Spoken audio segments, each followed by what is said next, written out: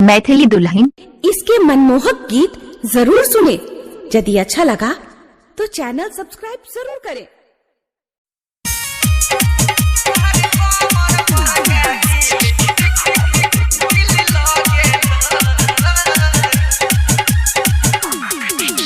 DJ Satyam Madna बजाए DJ Guddu Raj presented by Dulhan music.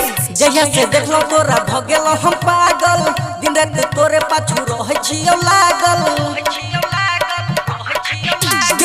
जहिया से देखलो तोरा भगेल हम पागल, दिन रात तोरे पाछू रह छियो लागल। देखते मिजाज हम ढील भगेल, देखते मिजाज हम ढील भगेल। तोहरी कमर पर कातिल चुरा के हम दिल लागेल। तोहरी कमर पर कातिल चुरा के हम दिल लागेल।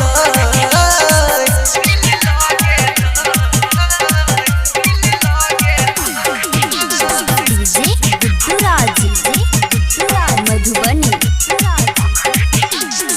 कत कहियो हम तोहर कहानी, कमे उम्र में छो खिलल जवानी।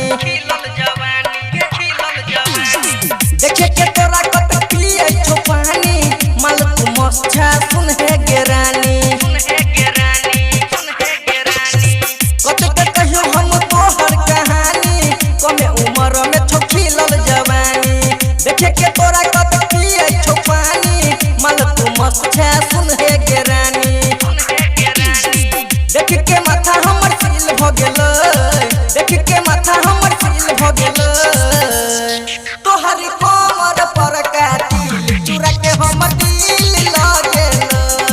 तोहरी कमर पर कातिल चुरा के हमर दिल लागेल।